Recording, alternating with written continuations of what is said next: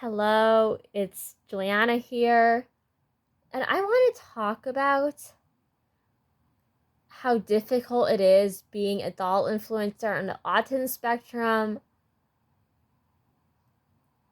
sometimes, and how scary it is putting yourself out there, and how you need to really take the time to find yourself when you're doing this type of work.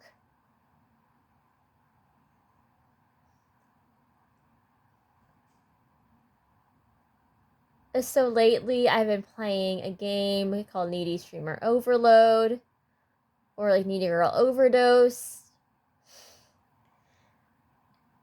And I'm sure if like any of you play like indie horror games and stuff, you've heard of this game. And it basically involves it's basically about a girl named Ame live streaming as her and Ame happens to be but bipolar, and she live streaming as her persona K-Angel or K-Angel, and the game deals with all sorts of darker topics regarding influencer culture and internet culture, and how it really affects the streamers and YouTubers and people who do that type of thing.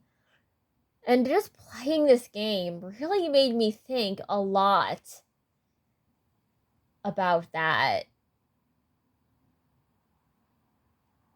And even about my own journey as a doll influencer.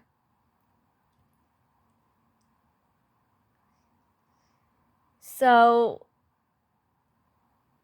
like I said before, I do have Asperger's syndrome or high-functioning autism. But I didn't expect for my channel to grow as big as it did. Originally, it was more of a niche channel in the Rainbow High community on YouTube, and didn't really go beyond that. But then I started doing more and more doll reviews, started covering more doll leaks, and people really liked it. People found it very informative.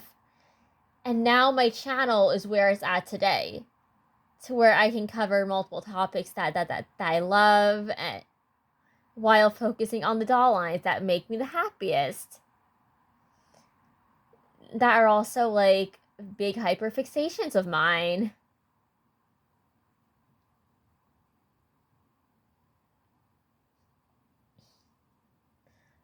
So originally I started my channel to talk about the Soren twins, NNV, and just roleplay as them, because in my own life I don't feel very confident sometimes. I get very anxious. I deal with anxiety and depression on a daily basis, and I'm a lot more confident on camera than I am in real life with the dolls.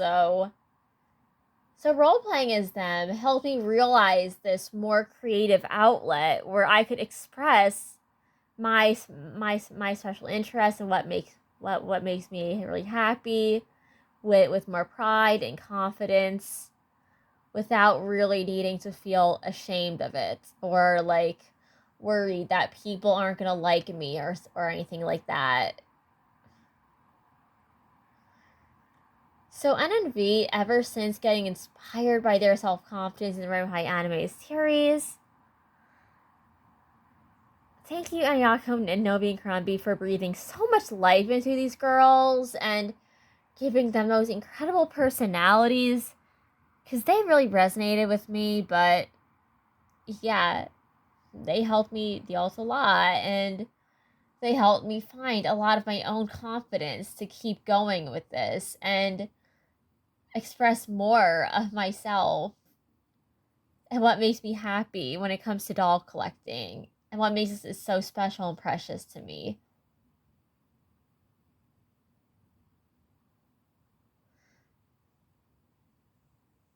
And when you're on the spectrum, one of the scariest things you can do is putting yourself out there. Because there's always that fear that people will misjudge you, or people will be mean to you, or people or the world will just be terrible to you. You feel like it already is sometimes. Especially having to live with certain, having to live in a neurotypical world where you're not the majority. You always need, accommodation sometimes just to kind of survive, where everyone else can just function normally. You feel like you have to work twice as hard to achieve what the average neurotypical person can easily achieve. It just feels unfair. It feels frustrating, and sometimes you hate yourself. Sometimes you hate the world, and yeah, sometimes I do suffer with self-hatred or just not really liking myself.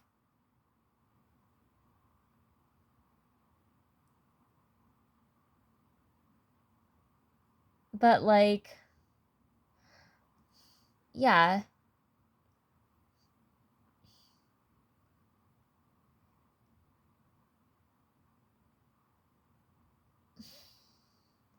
Since I find it almost ironic or paradoxical that someone like me with a background that isn't really based in influencer culture at all, or more social stuff like that, is able to do this. And I am so intensely grateful to my audience for supporting me on my journey as a DollTuber and with finding my own self-expression and my confidence like this, because it's really been helping me a lot.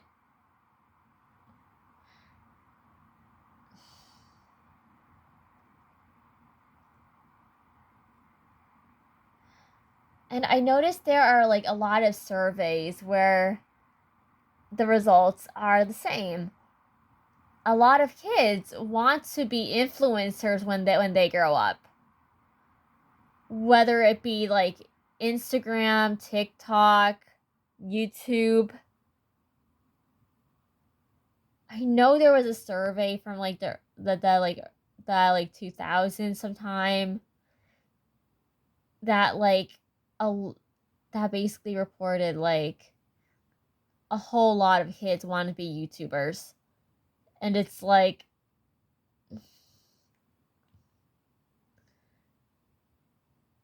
if I had to give advice on being a DollTuber or just being a doll influencer in general,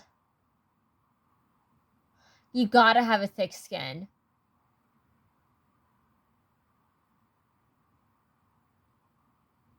And you gotta be able to handle any mean people who come your way or deliberately try to attack you or your character.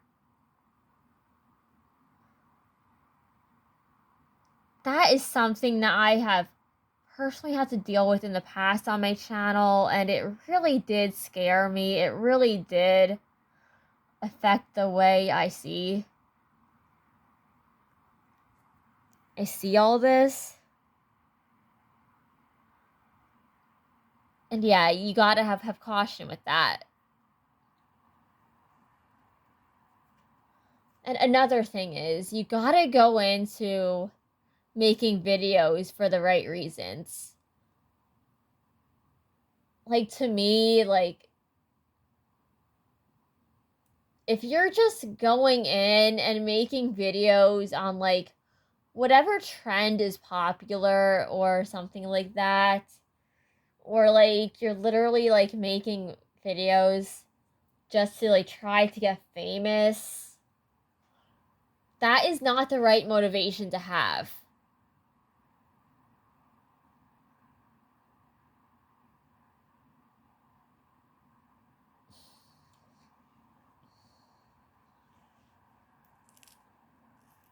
Because let's just say, it really does depend on luck sometimes. Sometimes the algorithm will favor you, sometimes it won't.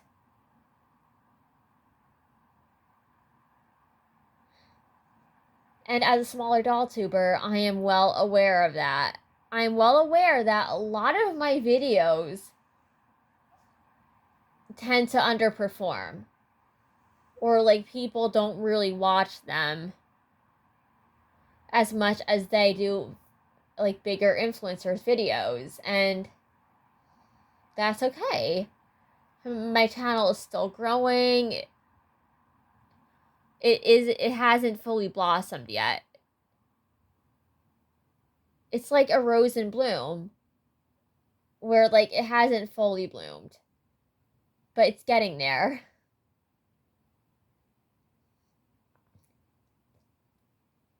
And right now I am struggling with getting enough valid public watch hours to get monetized, and it gets to me sometimes.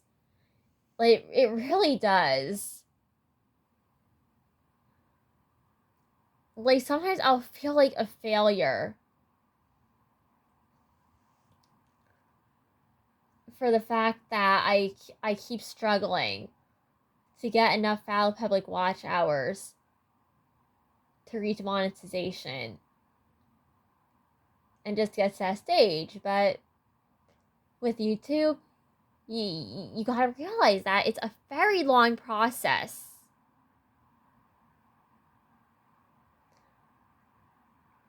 Like, some people grow faster than others, and everyone grows at their own pace, and that's okay.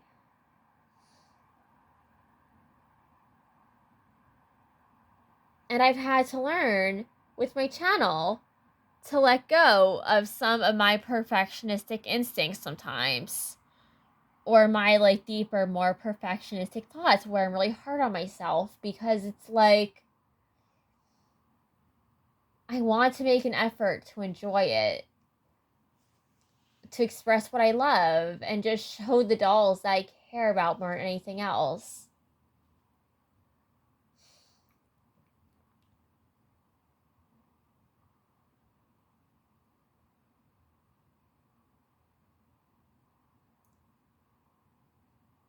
I don't want like those problems to distract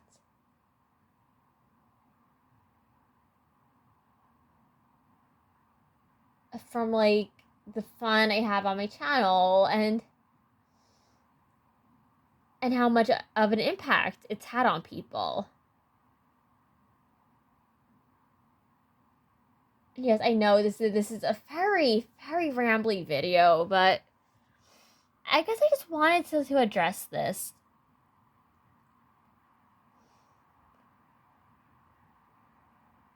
And just how...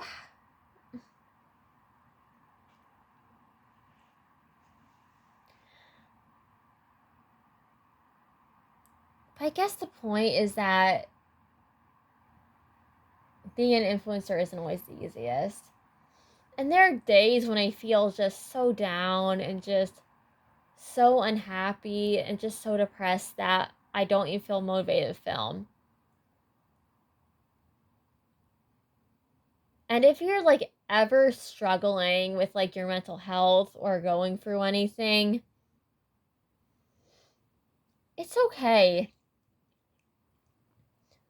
to not have some big elaborate post every single day. Especially if it's too much pressure on you at the moment.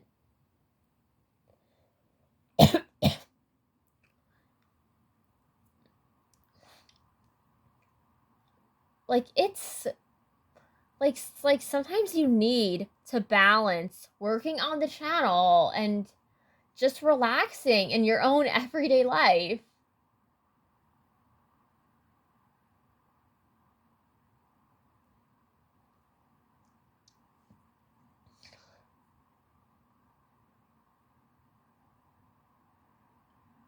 And that is also another thing that like Needy Streamer Overload will warn people about with his message, because in the game, like, Angel wants to reach like 1,000,000 subscribers in 30 days or something like that. So like she literally puts like so much pressure on herself to stream every day. while you see her normal persona, Ame, just struggling mentally. Behind the scenes. Like, stressed out of her mind.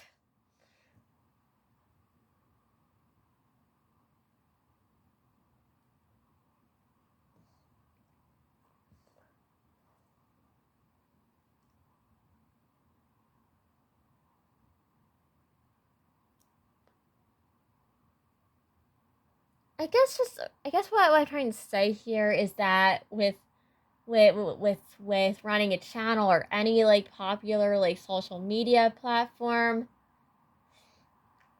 you gotta have that life work balance, I guess. And you like can't forget to take care of yourself.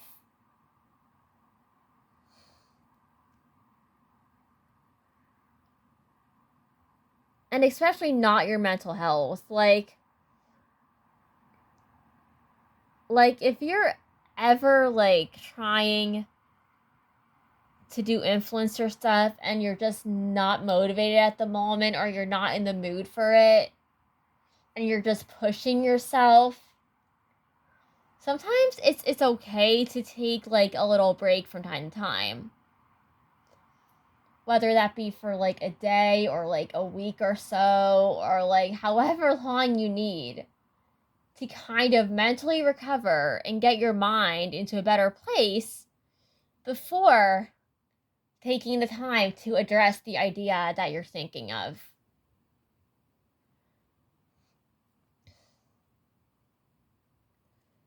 And that's another thing. Whenever like people look at like doll influencers, they expect to see you at your best. They expect you to be happy, to be positive, or just to be informative about something.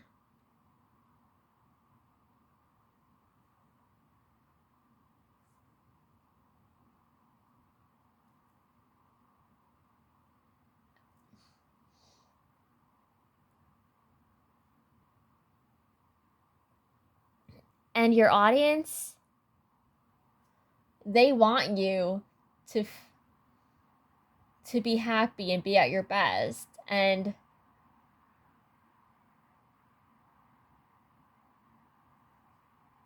most of the time they'll understand if you're just not in the mood to film at the moment, or if you're just going through something and you need a break. There's no shame in that, in admitting that, even. Because I know some people may think that like if you take a break for too long, people will like unsubscribe and leave you and just abandon your channel. But what I learned in my experience, those who care, those who are loyal, will stay and support you, whether you take a break or not.